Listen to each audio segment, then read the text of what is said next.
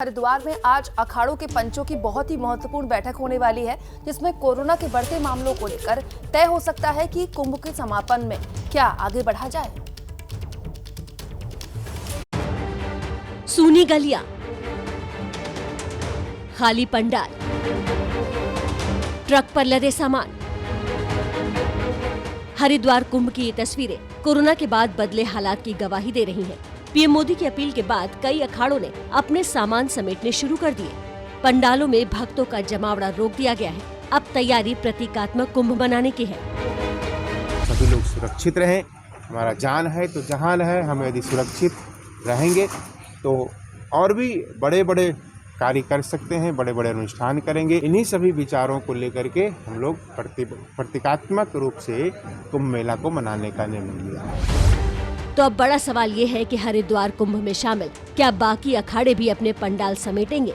इस मुद्दे पर आज हरिद्वार में अखाड़ों के पंचों की बैठक होगी। इस बैठक से पहले महानिर्वाणी अखाड़े ने कहा है कि आज की बैठक के बाद वो कुंभ में रहने या समापन करने का फैसला लेंगे। ये जो पंचायत है उसका मीटिंग होगा और कल इसका निर्णय हम करेंगे। अखाड़ों का तर्क है कि कुंभ की धर्म ध्वजा एक खास मुहूर्त में स्थापित की जाती है और उसके विसर्जन का भी एक मुहूर्त होता है, लेकिन फिलहाल कोरोना के बढ़ते खतरे को देखते हुए मुहूर्त तक सिर्फ प्रतीकात्मक कुंभ रखने की चर्चा हो रही है। तो कोरोना से जुड़ी हुई सुबह सुबह एक दुखद खबर आ रही है बिहार से। मुख्यमंत्री नीतीश कुमार की पार्टी जेडीयू के विधायक की कोरोना की वजह से मौत हो गई है। मुंगेर जिले के तारापुर विधानसभा सीट से जेडीयू के विधायक मेवालाल चौधरी की पटना में इलाज के दौरान मौत हुई है। कोरोना संक्रमित होने के बाद मेवालाल का राजधानी पटना में इलाज चल रहा था, लेकिन तबीयत बिगड़ी उनकी, जिसकी वजह से उनकी मौत हो गई है। बता दें आपको, 24 घंटे में 8,690 नए केस बिहार में मिले हैं, जिसके बाद 15 मई तक नाइट कर्फ्यू समेत कई बड़े फैसले लिए गए हैं बिहार में। और अब विधायक की मौत की खबर से जाहिर तौर पर और खौफ पैदा होगा। सत्ताधारी पार्टी के विधायक मेवालाल चौधरी, जो पिछले कई दिनों से इलाज करवा रहे थे कोरोना का, वो जिंदगी की जंग हार गए। बेहद दुखद खबर। चलिए बात कर लेते हैं सबसे पहले देश की राजधानी दिल्ली की। देखिए, कोरोना कैपिटल दिल्ली की बात करेंगे हम लोग। दिल्ली में हाहाकार की हालत बने हुआ है और ये बातें और कोई नहीं बल्कि खुद मुख्यमंत्री अरविंद केजरीवाल कह रहे हैं। दिल्ली में बिगड़े हालात, पॉजिटिविटी रेट में भी उछाल। केजरीवाल की केंद्र से गुहार, ऑक्सीजन के लिए भी मांगी मदद।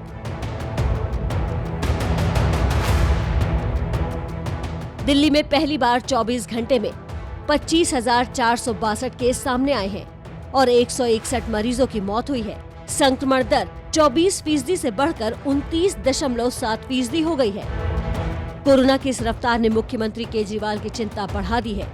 केजरीवाल ने केंद्र सरकार से मांग की है कि केंद्र के अस्पताल में 10,000 में से 7,000 बेड कोरोना के लिए सुरक्षित करने, डीआरडीओ के अस्पताल में बेड बढ़ाने और फौरन ऑक्सीजन की सप्लाई बढ़ाने की मांग की है। पल पल परिस्थिति खराब हो रही है, तो कम से कम 10,000 में से 7,000 बेड कोरोना के लिए रिजर्व किए जाएं और ऑक्सीजन की तुरंत हमको सप्लाई की जाए।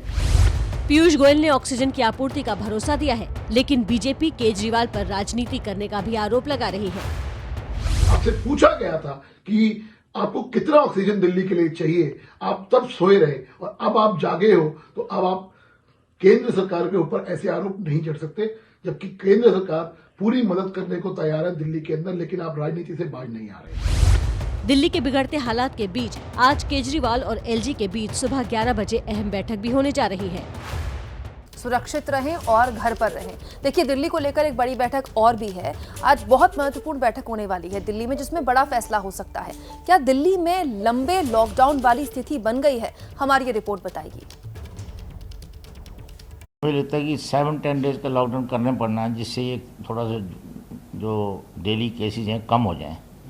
अदरवाइज़ कंटेमिनेशन बड़ी फास्ट हो रही है और इसी तरह से कंटेमिनेशन इसी तरह से ट्रांसमिशन होती रहेगी, तो मुश्किल सिचुएशन है किसी सरकार के लिए। दिल्ली में कोरोना जिस तेजी के साथ में बढ़ रहा है, वो दिल्ली वासियों के लिए बहुत चिंता का विषय है और निश्चित रूप से पूरी दिल्ली कोरोना बम के मुहाने के ऊपर बैठी हुई है।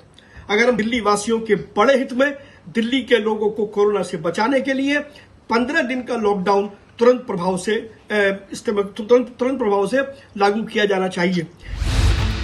दिल्ली पर कोरोना के छाए काले बादल के बीच अब लॉकडाउन की भी मांग उठने लगी है। कोरोना बम पर बैठी दिल्ली में वायरस के विस्फोट से लॉकडाउन की मांग उठने लगी है। गंगाराम अस्पताल के चेयरमैन जहां 7 से 10 दिन के लॉकडाउन की मांग कर रहे हैं, तो वहीं अब कारोबारी भी लॉकडाउन के समर्थन में उतर गए हैं। Confederation of all India traders ने 15 दिन के लॉकडाउन की मांग की है। चांदनी चौक व्यापार मंडल ने अगले रविवार तक दुकानें बंद रखने का ऐलान किया है। Confederation of all India traders ने तो एलजी और केजरीवाल को चिट्ठी लिखकर लॉकडाउन की मांग की है। कई और संगठन हैं जो सेल्फ लॉकडाउन का फैसला ले रहे हैं और ले सकते हैं। दिल्ली में हर पल हालात बिगड़ रहे हैं। ऐसे में कोरोना परवार के लिए सरकार भी कुछ कड़े कदम उठा सकती है। और देखिए, जहां पर एक तरफ दिल्ली में बिगड़ते हुए हालात पर लॉकडाउन की मांग उठ रही है, तो वहीं दूसरी तरफ महाराष्ट्र में ब्रेक द चेन अभियान भी चल रहा है, लेकिन लोग जैसे कि मानने को तैयार ही नहीं है। मुंबई के दादर मार्केट में फिर एक बार भारी भीड़ उमड़ी है। आप देख सकते हैं, लोग भारी भीड़ के अंदर आपको दिखाई दे रहे हैं और सुबह सुबह बड़ी तादाद में लोग सब्जी खरीदने वहां पर पहुंच गए हैं और इसी भीड़ में कई लोग बिना मास्क के भी आपको नजर आएंगे। तो हर दिन हम लोग आपको बताते रहते हैं कि किस तरीके से कोरोना के केसेस रोज के रोज बढ़ते जा रहे हैं, लेकिन आप यहां पर देख सकते हैं कि लोग सुबह सुबह सब्जी खरीदने गए हैं, लेकिन कितने सारे लोगों ने यहां पर मास्क नहीं पहन रखा है। तस्वीरें में आप देख सकते हैं, साफ दादर सब्जी मार्केट में है, सुबह का समय है और भारी संख्या में लोग यहाँ एक जगह पे इकट्ठा हुए हैं। इस जगह पे भारी संख्या में जो लोग सब्जी लेने आए हैं या दुकानदार है, बड़े संख्या में इसमें जो मास्क ना लगा के घूमते हुए नजर आ रहे हैं। फिलहाल सोशल डिस्टेंसिंग है या भीड़ में पूरी तरह से धज्जियां उड़ाते नजर आ रहे हैं।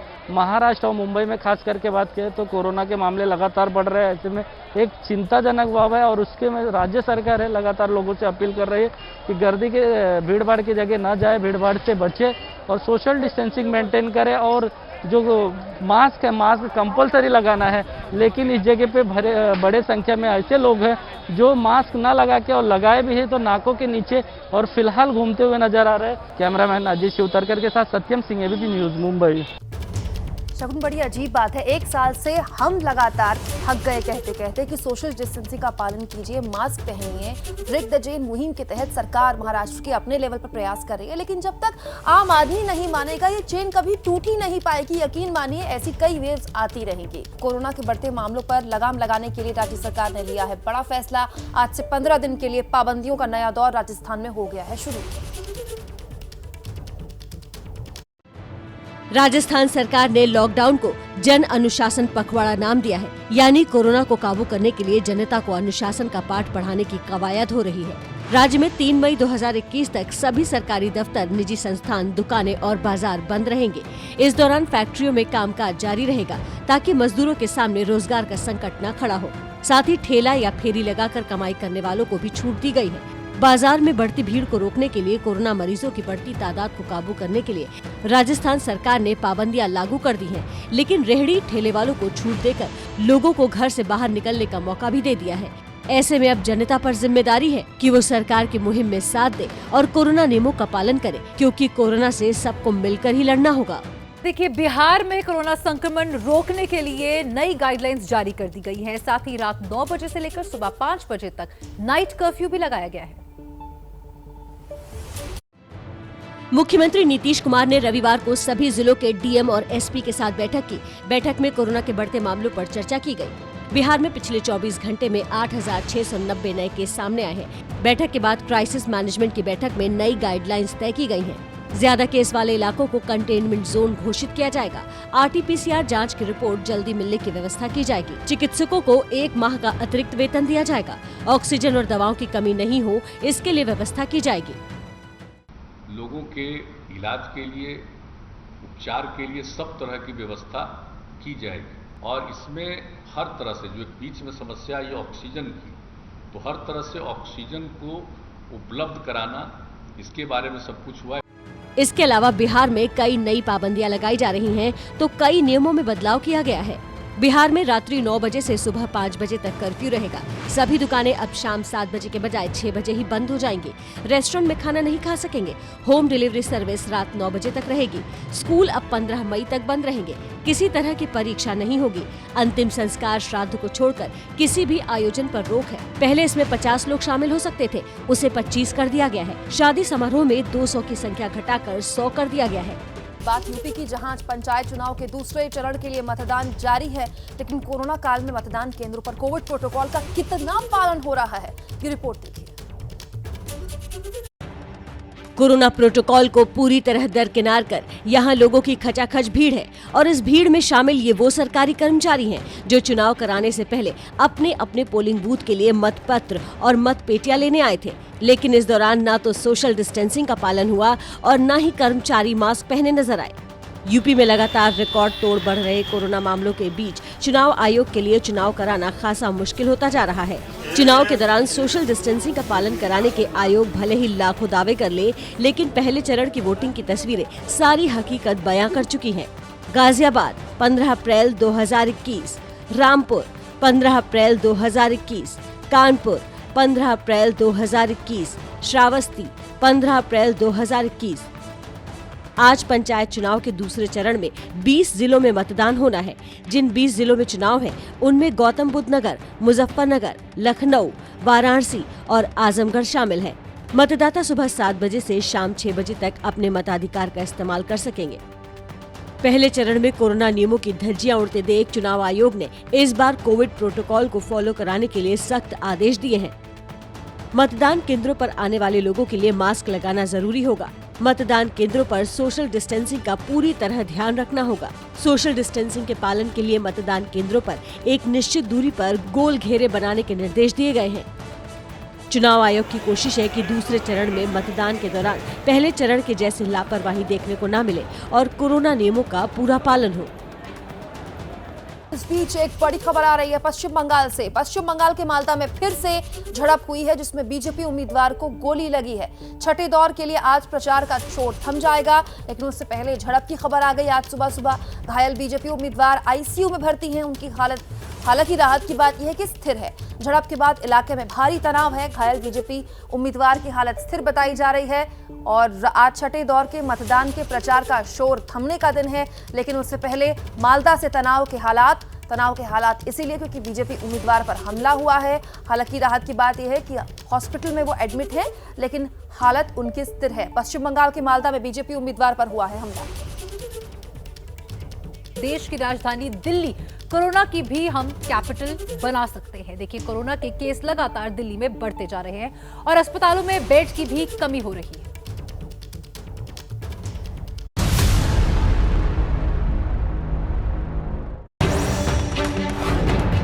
क्या दिल्ली में हालात आउट ऑफ कंट्रोल हो गए हैं? क्या दिल्ली में कभी भी आईसीयू बेड खत्म होने की खबर आ सकती है? सरकार की तैयारी पर वायरस पड़ गया है भारी। कोरोना वायरस की इस लहर ने दिल्ली का सिस्टम चरमरा दिया है। दिल्ली में कोरोना की दूसरी लहर चल रही है, लेकिन देश की राजधानी में ये चौथी लहर है। दिल्ली के मुख्यमंत्री का कबूलनामा आपको सुनाएंगे। क्या है देश की कैपिटल को कोरोना का कैपिटल बनने से रोकने का डॉक्टर्स का प्लान, ये भी आपको बताएंगे। लेकिन सबसे पहले देखिए दिल्ली के वो आंकड़े जिनको देख पूरे देश के माथे पर चिंता की लकीरें उभर आई हैं। दिल्ली में पिछले 24 घंटों में कोरोना के 25,462 नए मामले सामने आए हैं, जबकि 161 लोग जिंदगी से जंग हार गए। सबसे ज्यादा डराने वाली बात यह है कि राजधानी में इस वक्त 74,941 एक्टिव केस है। राज्य में पॉजिटिविटी रेट 29.74% है, यानी टेस्ट करवाने वाले हर 100 में से 30 लोग पॉजिटिव निकल रहे हैं। इन हालातों के बीच दिल्ली के मुख्यमंत्री कह रहे हैं कि दिल्ली में सिर्फ 100 आईसीयू बेड ही बचे हैं। जब महामारी ने विकराल रूप धारण कर लिया हो, उस वक्त सिर्फ 100 आईसीयू बेड का होना स्थिति की गंभीरता को बयां कर रहा है। अभी पूरे दिल्ली का अगर जायजा लिया जाए तो जो कोरोना के लिए बेड रिज़र्व हैं, वो बेड काफ़ी तेज़ी से ख़त्म होते जा रहे हैं। पेशेंट्स बहुत तेज़ी से मरीज़ जो हैं वो अस्पतालों में जा रहे हैं। आईसीयू बेड्स की खासकर काफ़ी कमी हो गई है। लगभग सारे दिल्ली के आईसीयू बेड्स मिला के 100 से भी कम आईसीयू बेड्स पूरे दिल्ली में बचे हैं। सीएम केजरीवाल ने प्रधानमंत्री को चिट्ठी भी लिखी है। इस चिट्ठी में केजरीवाल ने ऑक्सीजन की सप्लाई तुरंत देने की अपील भी की। ऑक्सीजन की भी काफ़ी कमी है। कल रात को एक प्राइवेट हॉस्पिटल ने हमें बताया कि उनके यहाँ काफ़ी ज़्यादा कमी हो गई थी, जिसकी वजह से त्रासदी होते होते बची। ये हम लगातार केंद्र सरकार के संपर्क में भी हैं। दिल्ली के बहुत सारे अस्पतालों में, जिसमें गवर्नमेंट हॉस्पिटल भी हैं और प्राइवेट हॉस्पिटल भी हैं, उनमें इस वक्त ऑक्सीजन की काफ़ी शॉर्टेज है। और मैं आपको बता सकता हूं कि कई हॉस्पिटल्स ऐसे हैं जहां मुश्किल से 3-4 घंटे की ऑक्सीजन सप्लाई है। कई हॉस्पिटल ऐसे हैं जहां 10 से 12 घंटे में ऑक्सीजन ख़त्म हो सकती है। तो में ऑक्सीजन को लेकर प्रायोरिटी दी जाए। यही नहीं, मुख्यमंत्री अरविंद केजरीवाल ने केंद्रीय मंत्री पीयूष गोयल को पत्र लिखा और कहा दिल्ली के कोटे की ऑक्सीजन दूसरे राज्यों को दी गई, उसे वापस किया जाए। ऑक्सीजन की कमी की बात पर केंद्र सरकार की तरफ से मंत्री पीयूष गोयल और बीजेपी की तरफ से शाहनवाज हुसैन ने मोर्चा संभाला। इसको पॉलिटिकल कलर देने की कोशिश की। एक बड़े प्रमुख पॉलिटिकल पार्टी ने भी हाई लेवल पे इसको एक पॉलिटिकल कलर देने की कोशिश की। ये बड़ा दुख देता है, क्योंकि प्रधानमंत्री जी, माननीय गृह मंत्री जी और पूरी केंद्र सरकार दिन रात मेहनत कर रही है राज्यों को सहायता देने के लिए, राज्यों के समर्थन के लिए। केजरीवाल साहब को थोड़े दिन के लिए राजनीति नहीं करनी चाहिए। एडवर्टीजमेंट से ऑक्सीजन नहीं मिलता है। एडवर्टीजमेंट टीवी पे देने से दवा नहीं मिलती है, बल्कि उसके लिए काम करना होता है। एक दिन वो आकर कहते हैं कि हमारे पास बेड की कोई कमी नहीं है, दूसरे दिन कहते हैं बहुत कमी है। तो आप अभी राजनीति से थोड़े ऊपर उठिए केजरीवाल साहब। राजनीति अपनी जगह है, लेकिन दिल्ली के हालातों को देखने जब हमारी टीम अस्पतालों में पहुंची तो उन्होंने वहां जो देखा वो काफी डरावना था। ससुर जी कब से एडमिटेड है? ये कल रात लेकर आए थे उनको। क्या बोला गया? क्या उनका कोविड का भी टेस्ट हुआ है? टेस्ट क्या है, रिपोर्ट को आई नहीं है, लेकिन उन्होंने उसी वार्ड में डाल दिया उनको। कोविड के वार्ड में है वो, लेकिन आपके पास प्रमाण नहीं है कि वो पॉजिटिव है या नहीं? नहीं। और उनको ऑक्सीजन दिया गया है, लेकिन ऑक्सीजन चालू नहीं है, लगाया तो है, चालू नहीं है। दिल्ली में कोरोना वायरस के केसेस हर रोज बढ़ते जा रहे हैं। पिछले 24 घंटे में 24,000 कोरोना वायरस के केसेस आए और इस वक्त एलएनजेपी अस्पताल के बाहर भी मरीजों की भीड़ दिखाई दे रही है, जिन्हें या तो बेड्स नहीं मिल पा रहे या फिर अंदर एडमिशन नहीं मिल पा रहा है। इतना मुश्किल समय चल रहा है। ये पॉजिटिव पेशेंट आपको दिखाई दे रहे हैं जो स्कूटर पे बैठा है, लेकिन संक्रमित होने का खतरा बाकी आसपास के लोगों के लिए नजर आ रहा है। बदहाल होती इस स्थिति के बीच दिल्ली के बड़े अस्पताल सर गंगा राम अस्पताल के चेयरमैन ने भी भयानक हालात बयां किए और हफ्ते 10 दिन के लॉकडाउन को इस वक्त की सबसे बड़ी जरूरत बताया। मैं तो सोचता हूँ कि फिलहाल जो अभी तो वीकेंड लॉकडाउन किया, पर मुझे लगता है कि 7-10 डेज का लॉकडाउन करने पड़ना है, जिससे ये थोड़ा सा जो डेली केसेज हैं कम हो जाएँ। तो एक हफ्ते के अंदर सारी बेड सिचुएशन जो है पूरी यूज हो जाएगी, यूटिलाइज हो जाएगी। इसके अलावा सीएम और उपराज्यपाल अनिल बैजल को चिट्ठी लिखकर प्रमुख व्यापारी संगठन the confederation of all India traders ने तत्काल लॉकडाउन की मांग की है। दिल्ली में कोरोना जिस तेजी के साथ में बढ़ रहा है, वो दिल्ली वासियों के लिए बहुत चिंता का विषय है और निश्चित रूप से पूरी दिल्ली कोरोना बम के मुहाने के ऊपर बैठी हुई है। अगर हम दिल्ली वासियों के बड़े हित में दिल्ली के लोगों को कोरोना से बचाने के लिए 15 दिन का लॉकडाउन तुरंत प्रभाव से लागू किया जाना चाहिए। वीकेंड लॉकडाउन आज खत्म हो गया है, लेकिन आज सुबह 11 बजे दिल्ली के मुख्यमंत्री अरविंद केजरीवाल और उपराज्यपाल अनिल बैजल की अहम बैठक होनी है। इस बैठक के बाद कुछ बड़े और कड़े फैसलों का ऐलान हो सकता है, लेकिन आपको सावधान रहना है। बहुत जरूरी या मजबूरी ना हो तो आपको अपने घर पर ही रहना है, मास्क पहनना है और समय समय पर हाथ धोकर खुद को और अपने परिवार को सुरक्षित रखना है, क्योंकि कोरोना से डरने की नहीं, लड़ने की जरूरत है। हर बढ़ते दिन के साथ पूरे देश में वायरस का रफ्तार और प्रसार बढ़ रहा है, लेकिन वायरस से डरना नहीं है, इसके खिलाफ हमें लड़ना है।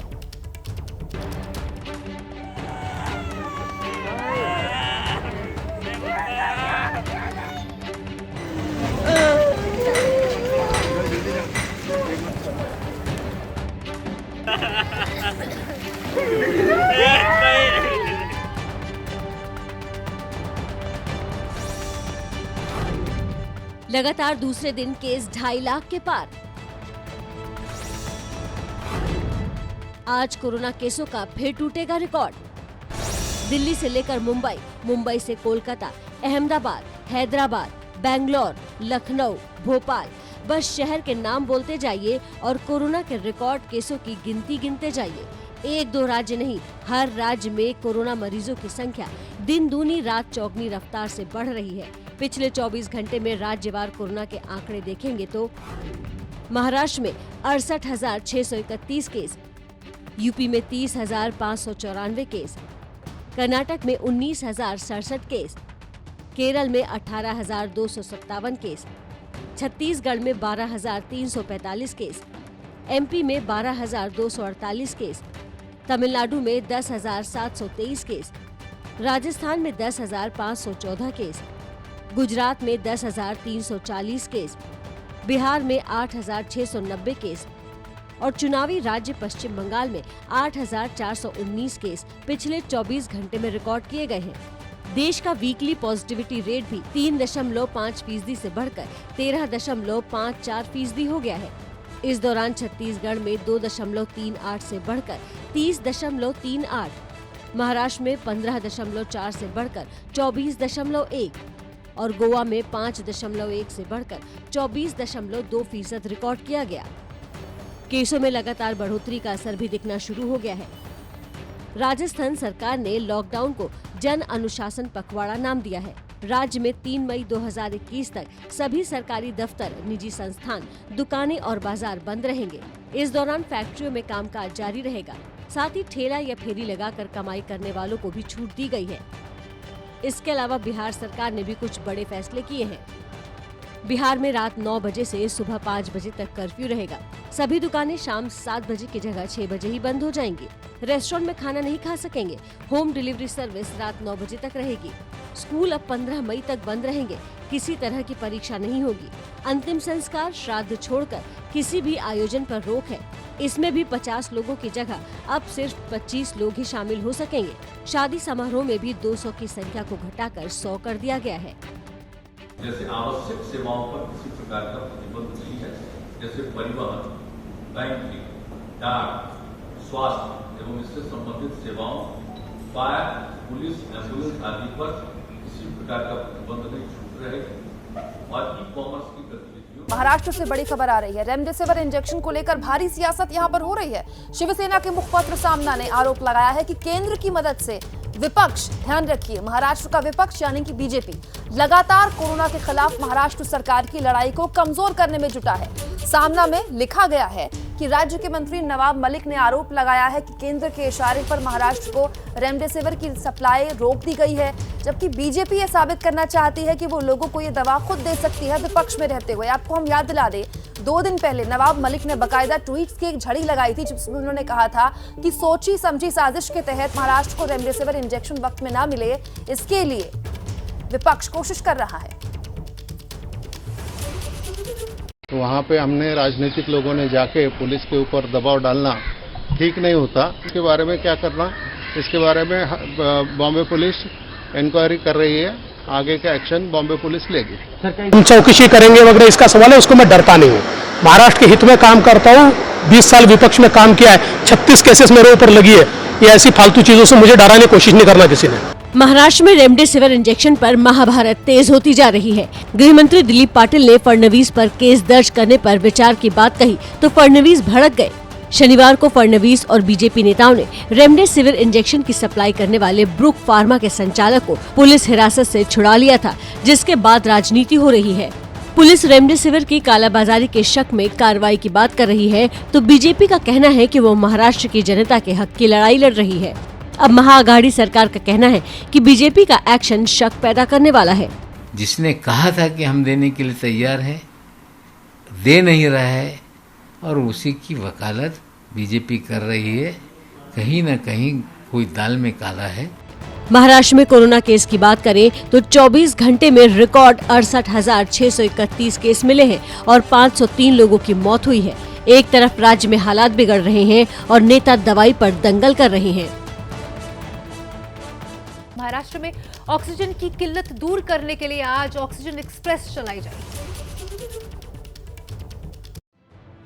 देश के कोने कोने से ऑक्सीजन की कमी के चलते कोरोना मरीजों की परेशानी की तस्वीरें लगातार सामने आ रही हैं। इसी संकट को दूर करने के लिए रेलवे आज से ऑक्सीजन एक्सप्रेस चलाने जा रही है। ऑक्सीजन एक्सप्रेस की शुरुआत सबसे बुरी तरह प्रभावित महाराष्ट्र से हो रही है। मेरे पीछे आप ये रैंप देख सकते हो। ये जो रैंप है, ये इस रैंप का उपयोग कर इस्तेमाल कर ऑक्सीजन के टैंकर सामने खड़ी हुई इस एम्प्टी वैगन पर चढ़ाए जाएंगे और रोल ऑन रोल ऑफ करके ये टैंकर जो है वो देश के अलग अलग हिस्सों में पहुंचाए जाएंगे, जहां पर से ये टैंकर लिक्विड मेडिकल ऑक्सीजन उनमें भरकर फिर एक बार महाराष्ट्र में लाए जाएंगे। जमशेदपुर, बोकारो, विशाखापट्टनम से लिक्विड मेडिकल ऑक्सीजन टैंकर में भरकर लाए जाएंगे। मध्य प्रदेश और महाराष्ट्र ने केंद्र से ऑक्सीजन सप्लाई की मांग की थी। वहीं सीएम केजरीवाल ने तो दिल्ली के हिस्से की ऑक्सीजन दूसरे राज्यों को देने का संगीन आरोप भी लगा दिया है। मांगों पर रेल मंत्री पीयूष गोयल ने ट्वीट के जरिए जवाब दिया है, जिस पर विवाद शुरू हो गया है। जहाँ पे पेशेंट को जरूरत है उतना ही ऑक्सीजन लगाना चाहिए। कई जगह पे वेस्टेज की भी खबर आ रही है। गोयल के ऑक्सीजन के गैर जरूरी इस्तेमाल वाले बयान पर गहलोत ने आड़े हाथों लेते हुए उन्हें आगे ऐसे बयान नहीं देने की अपील की। देश की राजधानी दिल्ली का हाल बता देते हैं आपको, जो कि इस वक्त कोरोना कैपिटल बनने की होड़ में है। हाहाकार मचा हुआ है दिल्ली में। ये बात कोई और नहीं, खुद दिल्ली के मुखिया अरविंद केजरीवाल कह रहे हैं। दिल्ली में बिगड़े हालात, पॉजिटिविटी रेट में भी उछाल। केजरीवाल की केंद्र से गुहार, ऑक्सीजन के लिए भी मांगी मदद।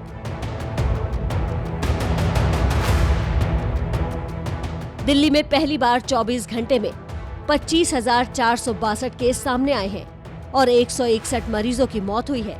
संक्रमण दर 24% से बढ़कर 29.7% हो गई है।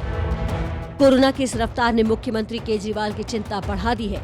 केजरीवाल ने केंद्र सरकार से मांग की है कि केंद्र के अस्पताल में 10,000 में से 7,000 बेड कोरोना के लिए सुरक्षित करने, डीआरडीओ के अस्पताल में बेड बढ़ाने और फौरन ऑक्सीजन की सप्लाई बढ़ाने की मांग की है।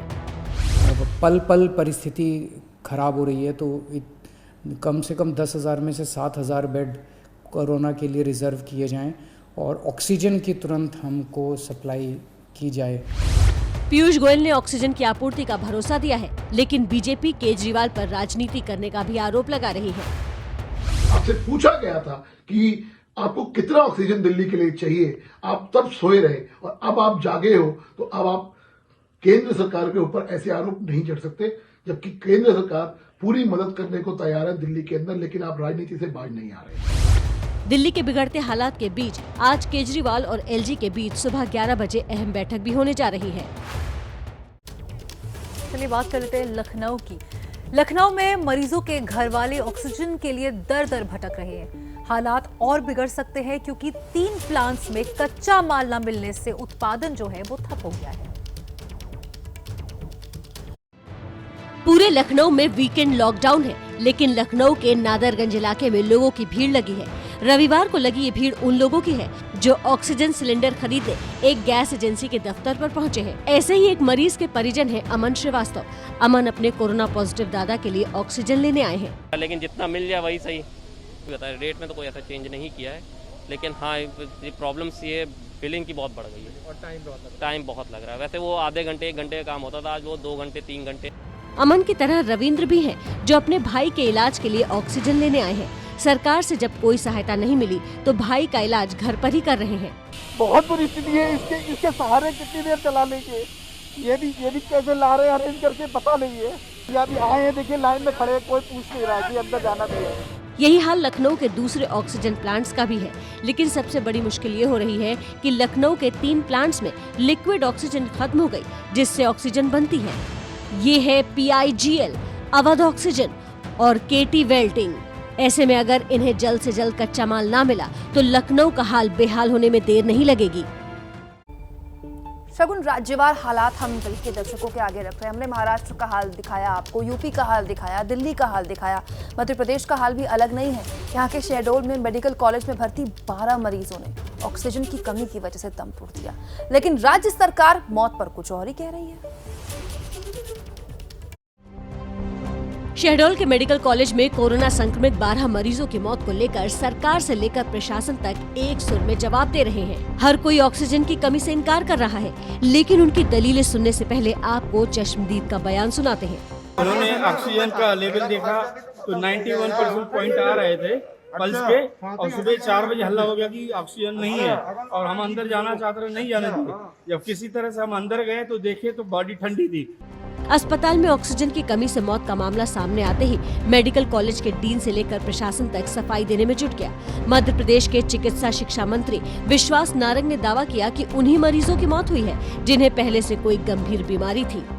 आईसीयू में 62 सीरियस मरीज है, 6 डेथ हुई है, लेकिन वो उसको ऑक्सीजन की कमी से कहना इसलिए नहीं होगा। ऐसा होता तो आईसीयू के बाकी भी तो 62 क्रिटिकल मरीज हैं, अगर वो भी उन पे भी असर हुआ होता। यदि ऑक्सीजन की कमी से कोई दुर्घटना होती तो फिर सभी मरीजों की तबीयत बिगड़नी थी, ऐसा नहीं हुआ। राज्य सरकार भले ही ऑक्सीजन की कमी से इनकार कर रही हो, लेकिन रीवा में बीजेपी विधायक कुछ और ही दावा कर रहे हैं। ऑक्सीजन की कमियां, दवाई की कमियां, बेड की कमियां, ये तमाम जो कमियां हैं, कहीं न कहीं अधिकारियों के ऊपर ये बातें आती है कि अधिकारी लापरवाही कर रहे हैं। मध्य प्रदेश में कोरोना के 11,000 से ज्यादा केस हैं। मरीजों की बढ़ती तादाद से स्वास्थ्य सेवाओं पर भारी दबाव है। ऐसे में ऑक्सीजन की कमी जैसी घटनाओं से राज्य सरकार सवालों के घेरे में आ गई है। अब बात कर लेते हैं बंगाल चुनाव की। देखिए, पश्चिम बंगाल चुनाव में देर सही लेकिन कोरोना को लेकर नेताओं में कुछ चिंता जरूर नजर आ रही है। कोरोना की वजह से टीएमसी ने भी एक बड़ा फैसला लिया है। कोरोना के बढ़ते मामलों को देखते हुए राहुल गांधी ने बंगाल में अपनी रैलियां रद्द करने का फैसला लिया, तो अब टीएमसी प्रमुख ममता बनर्जी ने भी कोलकाता में रैली नहीं करने का ऐलान किया है। टीएमसी की तरफ से जारी बयान में कहा गया है कि ममता बनर्जी अब कोलकाता में रैलियां नहीं करेंगी। प्रचार के आखिरी दिन 26 अप्रैल को बस एक सांकेतिक सभा करेंगी। रैलियों का समय कम करके आधे घंटे की सभा करेंगी ममता।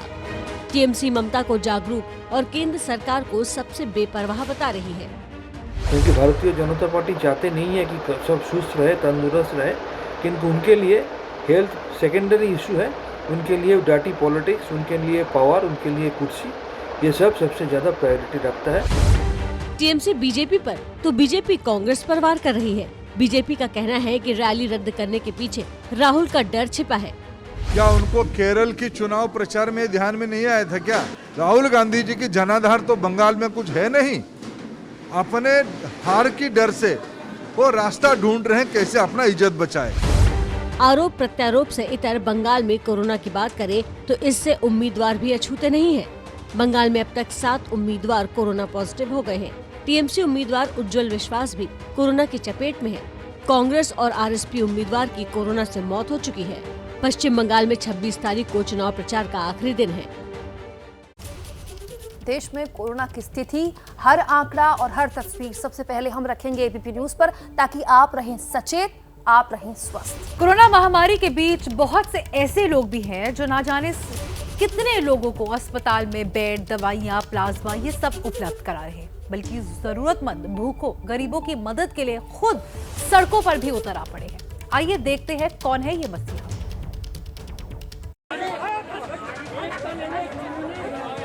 दिल्ली की ये तस्वीरें एक बार साल भर पहले लगे लॉकडाउन की यादें ताजा कराने लगी है, जब गरीबों, रोज कमाकर खाने वालों के पास खाने पीने तक का जरिया नहीं बचा था। ऐसे में इन लोगों के पेट भरने का बीड़ा उठाया है यूथ कांग्रेस के कार्यकर्ताओं ने। ये लोग खाने के पैकेट लेकर गाड़ियों में आते हैं और अस्पतालों और बस्तियों के आसपास सड़कों पर बैठे लोगों को खाने का पैकेट बांटकर उनकी भूख मिटाते हैं। दरअसल अभी लॉकडाउन भले ही नहीं लगा है, लेकिन आज भी करीब करीब फिर वही हालात है। लोग सड़कों पर हैं, खाने पीने को कुछ नहीं है, दुकानों पर ताले लगे हैं, और ऐसे में जब लोगों की सुध लेने वाला कोई नहीं है, तब इन कार्यकर्ताओं ने आगे आकर ये जिम्मेदारी निभाई है। इस मुश्किल वक्त में आप भी किसी को भूखा देखें तो उसकी मदद करें।